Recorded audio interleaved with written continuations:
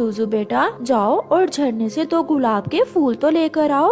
मम्मा मगर मुझे तो झरने का नहीं मालूम कि झरना कहाँ है। गुड़िया जाना जरा सूजू के साथ, तुम्हें तो झरने का मालूम होगा। जी मालकिन। फिर गुड़िया सूजू के साथ झरने पर जाती है। वहाँ से सूजू गुलाब के फूल तोड़ लेता है।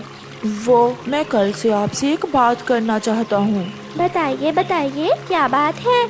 आप मुझे बहुत अच्छी लगी हैं। मैं आपसे शादी करना चाहता हूँ।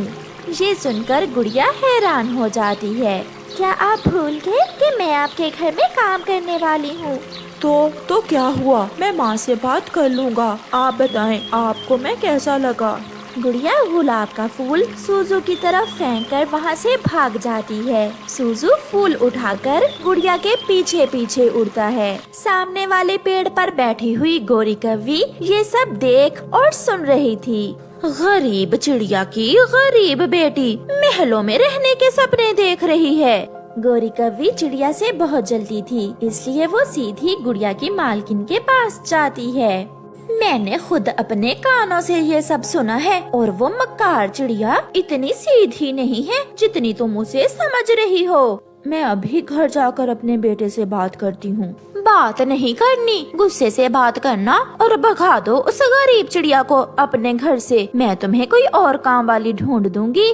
बेटी गुड़िया समझने की कोशिश करो, वो अमीर और हम गरीब हैं। एक अमीर के गरीब से संबंध कैसे बन सकते हैं? मगर मम्मा सूजू ने खुद मुझे प्रपोज किया है। मम्मा सच पूछें तो सूजू मुझे भी बहुत अच्छा लगा है। हर समय मुस्कुराता रहता है। बेटी मैं मानती हूँ सूजू बहुत अच्छा है, मगर उसकी मम्मा कभी नहीं मानेगी। सूजू ने कहा था कि वो अपनी मम्मा से बात करेगा। ठीक है, मगर कल से तुम काम पर नहीं जाओगी। मैं अब ठीक हो गई हूँ, कल से मैं खुद काम पर जाऊंगी। मम्मा क्या आप चाहती हैं कि आपका बेटा खुश रहे, अपनी जिंदगी खुशी से जिए? बेटा सूजू पक्षी क्या कहेंगे कि मैंने अपना बेटा काम वाली से बिहा दिया? मम्मा जब मेरी गुड़िया से शादी हो जाएगी तो फिर वो काम वाली थोड़ा रहेगी, फिर तो वो घर की मालकिन बन जाएगी। वाह बेटा, अभी शादी हुई नहीं और मालकिन बना दिया अपनी होने वाली पत्नी को। सूजू अपनी मम्मा को गले से लगा लेता है। मम्मा प्लीज। अच्छा मुझे थोड़ा सोचने का मौका तो दो। आज गुड़िया की मम्मा काम पर आई थी। वो झाड़ू लगा रही थी जब गौरी कव्वी एक मैना को साथ लेकर आती है। मैं ले आई हूँ, मैंने कहा था ना कि काम वाली की तुम चिंता न करना। मगर मैंने तो आपको नहीं बोला था काम वाली लाने को। ये सुनकर रानो चिड़िया भी वहाँ आ जाती है। उसने अपने हाथ में झाड़ू पकड़ा हुआ था। मालकिन क्या मुझसे कोई गलती हुई है जो आप मेरी जगह काम वाली रख रही हैं? गलती तुमसे नहीं, तुम्हारी बेटी से हुई है जो काम करने की बजाय यहाँ आकर इश्क लड़ाती है सूजू से। गौरी खबरदार, अगर मेरी बेटी के बारे में कोई बात की तो क्या कर लोगी तुम? जाओ और जाकर अपनी बेटी को संभालो।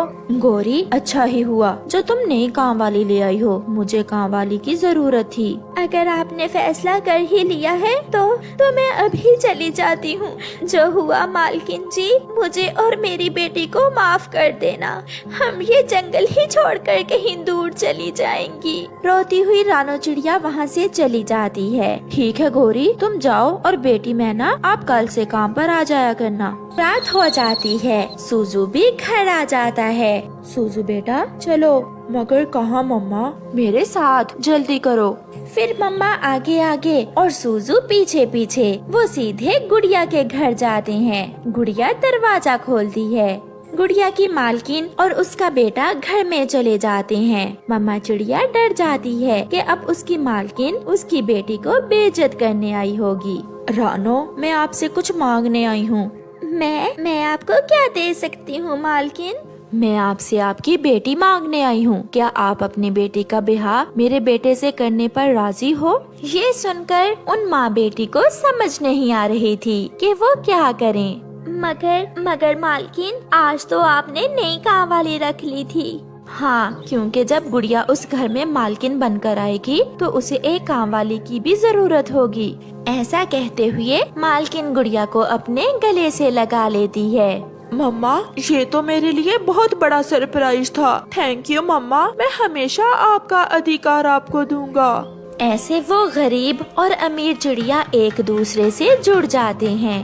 प्यारे दोस्तों, गरीब अमीर रंग नस्ल और जाति कुछ भी नहीं है, सबसे बढ़कर खुशियाँ हैं, अपने बच्चों की खुशियाँ जिन्हें जिंदगी गुजारनी है। आपका धन्यवाद।